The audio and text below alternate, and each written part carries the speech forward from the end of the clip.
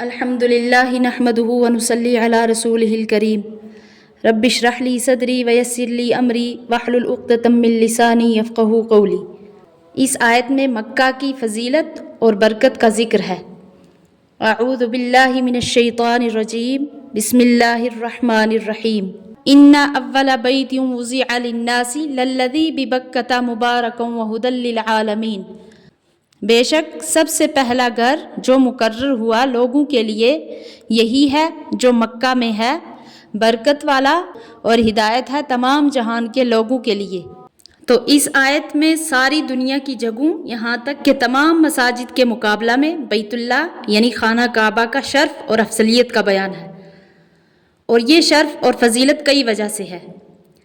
جیسے کہ اس آیت میں 3 چیزوں کا ذکر ہے۔ اول یہ کہ وہ دنیا کی تمام سچی عبادت گاہوں میں سب سے پہلی عبادت گاہ ہے۔ دوسرے یہ کہ وہ برکت والا ہے۔ تیسرے یہ کہ وہ پورے جہان کے لیے ہدایت اور رہنمائی کا ذریعہ ہے۔ تو آیت کے الفاظ کا خلاصہ یہ ہے کہ سب سے پہلا گھر جو اللہ کی طرف سے لوگوں کے لیے مقرر کیا گیا ہے وہ ہے جو مکہ میں ہے۔ اس کا مطلب یہ ہے کہ دنیا میں سب سے پہلا عبادت خانہ کعبہ ہے۔ جیسے حدیث میں آتا ہے کہ رسول اللہ صلی اللہ علیہ وسلم نے فرمایا کہ حضرت آدم اور حوا علیہ السلام کے دنیا میں آنے کے بعد اللہ تعالیٰ نے جبرائیل امین کے ذریعہ ان کو یہ حکم بھیجا کہ وہ بیت اللہ یعنی کعبہ بنائے۔ تو ان حضرات نے حکم کی تعمیل کر لی تو ان کو حکم دیا گیا کہ اس کا طواف کرے، اور ان سے کہا گیا کہ آپ اول الناس یعنی سب سے پہلے انسان ہیں، اور یہ گھر اولا بیت وضع للناس ہے، یعنی سب سے پہلا گھر جو لوگوں کے لیے مقرر کیا گیا ہے۔ ہمیشہ سے دنیا میں اس کی تعظیم و تکریم ہوتی چلی آئی ہے۔ اس میں لفظ وضع للناس میں اس کی طرف بھی اشارہ ہے کہ اس گھر کی تعظیم و تکریم کسی خاص قوم یا جماعت ہی کا حصہ نہیں بلکہ عام مخلوق اور سب انسان اس کی تعظیم کریں گے۔ تو اس آیت میں جو لفظ ببکۃ آیا ہے، بکہ سے مراد مکہ معظمہ ہے۔ خواہ یہ کہا جائے کہ میم کو با سے بدل دیا گیا ہے، عرب کے کلام میں اس کی مثالیں بہت ہیں کہ میم کو با سے بدل دیا کرتے ہیں، اور یا یہ کہا جائے کہ مکہ کا دوسرا نام بکہ بھی ہے۔ اس آیت میں بیت اللہ کی دوسری فضیلت یہ بیان کی گئی ہے کہ وہ مبارک ہے۔ لفظ مبارک برکت سے مشتق ہے۔ برکت کے معنی ہے بڑھنا اور ثابت رہنا۔ پھر کسی چیز کا بڑھنا اس طرح بھی ہو سکتا ہے کہ اس کا وجود کھلے طور پر مقدار میں بڑھ جائے، اور اس طرح بھی کہ اگرچہ اس کی مقدار میں کوئی خاص اضافہ نہ ہو لیکن اس سے کام اتنے نکلیں جتنے عادتاً اس سے زیادہ سے نکلا کرتے ہیں۔ بیت اللہ کا بابرکت ہونا ظاہری طور پر بھی ہے، معنوی طور پر بھی۔ اس کے ظاہری برکات میں یہ مشاہد ہے کہ مکہ اور اس کے آس پاس ایک خشک ریگستان اور بنجر زمین ہونے کے باوجود اس میں ہمیشہ ہر موسم میں ہر طرح کے پھل اور ترکاریاں اور تمام ضروریات مہیا رہتی ہیں، کہ صرف اہل مکہ کے لیے نہیں بلکہ اطراف عالم سے آنے والوں کے لیے بھی کافی ہو جاتی ہیں۔ اور معنوی اور باطنی برکات تو اتنی ہیں کہ اس کا شمار نہیں ہو سکتا۔ جیسے کہ حدیث میں رسول کریم صلی اللہ علیہ وسلم کا ارشاد ہے کہ کوئی انسان گھر میں نماز پڑھے اس کو 1 نماز کا ثواب ملے گا، اور اگر اپنے محلہ کی مسجد میں ادا کرے تو اس کو 25 نمازوں کا ثواب حاصل ہوگا، اور جو جامع مسجد میں ادا کرے تو 500 نمازوں کا ثواب پائے گا، اور اگر مسجد اقصیٰ میں نماز ادا کی تو 1000 نمازوں کا، اور میری مسجد میں ادا کی تو 50,000 نمازوں کا ثواب ملتا ہے، اور مسجد حرام یعنی خانہ کعبہ کے اندر اگر پڑے گا تو 1,00,000 نمازوں کا ثواب ملے گا۔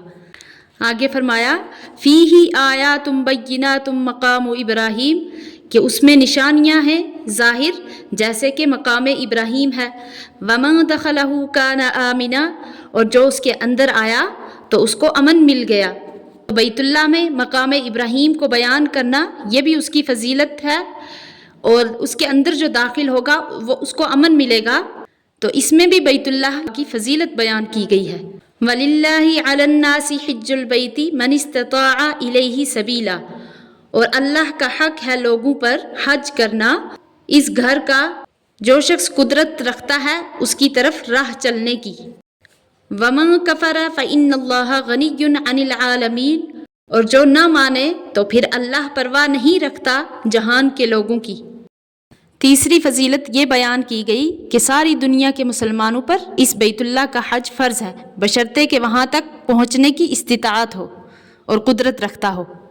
پہلی بات کہ اس میں اللہ جل شانہ کی قدرت کی بڑی نشانیاں ہیں۔ اس کی وضاحت یہ ہے کہ جب سے بیت اللہ قائم ہوا، اس کی برکت سے اللہ تعالیٰ نے اہل مکہ کو مخالفین کے حملوں سے محفوظ فرما دیا۔ تو جب ابرہہ نے ہاتھیوں کا لشکر لے کر چڑھائی کی تو اللہ جل شانہ نے اپنی قدرت کاملہ سے ان کو پرندوں کے ذریعے تباہ اور ہلاک کر دیا۔ حرم مکہ میں داخل ہونے والا انسان بلکہ جانور تک محفوظ ہے، جانوروں میں بھی اس کا احساس ہے۔ حدود حرم کے اندر جانور بھی اپنے آپ کو محفوظ سمجھتے ہیں، وہاں وحشی شکاری جانور انسان سے نہیں بھاگتا۔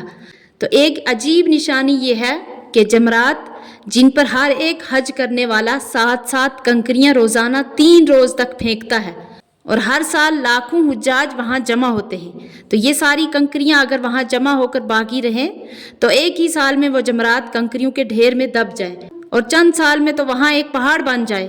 حالانکہ مشاہدہ یہ ہے کہ حج کے 3 دن گزرنے کے بعد وہاں کنکریوں کا کوئی بہت بڑا انبار جمع نہیں ہوتا، کچھ کنکریاں پھیلی ہوئی نظر آتی ہیں، جس کی وجہ حدیث میں حضرت صلی اللہ علیہ وسلم نے یہ بیان فرمائی کہ یہ کنکریاں فرشتے اٹھا لیتے ہیں، اور صرف ایسے لوگوں کی کنکریاں باقی رہ جاتی ہیں جن کا حج کسی وجہ سے قبول نہیں ہوا، اور یہی وجہ ہے کہ جمرات کے پاس سے کنکریاں اٹھا کر رمی کرنے کی ممانعت کی گئی ہے، کیونکہ وہ غیر مقبول ہے۔ تو آیت میں بیت اللہ کی تیسری خصوصیت یہ بیان فرمائی کہ اللہ تعالیٰ نے اپنی مخلوق پر بیت اللہ کا حج کرنا لازم اور واجب قرار دیا ہے، بشرطے کہ وہ بیت اللہ تک پہنچنے کی قدرت اور استطاعت رکھتے ہوں۔ تو استطاعت کی تفصیل یہ ہے کہ اس کے پاس ضروریات اصلیہ سے زائد اتنا مال ہو جس سے وہ بیت اللہ تک آنے جانے اور وہاں کے قیام کا خرچ برداشت کر سکے، اور اپنی واپسی تک ان اہل و عیال کا بھی انتظام کر سکے جن کا نفقہ ان کے ذمہ واجب ہے، اور اسی طریقے سے ہاتھ پاؤں اور آنکھوں سے معذور نہ ہو، کیونکہ ایسے معذور کو تو اپنے وطن میں چلنا پھرنا بھی مشکل ہے، وہاں جانے اور ارکان حج ادا کرنے پر کیسے قدرت ہوگی۔ اسی طرح عورت کے لیے چونکہ بغیر محرم کے سفر کرنا شرعاً جائز نہیں، اس لیے وہ حج پر قادر اس وقت سمجھی جائے گی جبکہ اس کے ساتھ کوئی محرم حج کرنے والا ہو، خواہ محرم اپنے خرچ سے حج کر رہا ہو یا یہ عورت اس کا خرچ بھی برداشت کرے۔ تو اسی طرح وہاں تک پہنچنے کے لیے راستہ کا مامون ہونا بھی استطاعت کا ایک جز ہے۔ اگر راستہ میں بد امنی ہو، جان مال کا قوی خطرہ ہو تو حج کی استطاعت نہیں سمجھی جائے گی۔ تو اس آیت میں بیت اللہ کے حج کے فرض ہونے کا اعلان فرمانے کے بعد آخر میں فرمایا وَمَن كَفَرَ فَإِنَّ اللَّهَ غَنِيٌّ عَنِ الْعَالَمِينَ، یعنی جو شخص منکر ہو تو اللہ تعالیٰ بے نیاز ہیں تمام جہان والوں سے۔ تو اس میں وہ شخص تو داخل ہے ہی جو صراحتاً فریضہ حج کا منکر ہو، حج کو فرض نہ سمجھے، اس کا دائرہ اسلام سے خارج اور کافر ہونا تو ظاہر ہے، اس لیے وَمَن كَفَرَ کا لفظ اس پر صراحتاً صادق ہے۔ اور جو شخص عقیدہ کے طور پر فرض سمجھتا ہے لیکن باوجود استطاعت اور قدرت کے حج نہیں کرتا، وہ بھی ایک حیثیت سے منکر ہی ہے۔ اس پر لفظ وَمَن كَفَرَ کا اطلاق تحدید اور تاکید کے لیے ہے کہ یہ شخص کافروں جیسے عمل میں مبتلا ہے۔ اللہ تعالیٰ صحیح عمل کرنے کی توفیق عطا فرمائے، آمین۔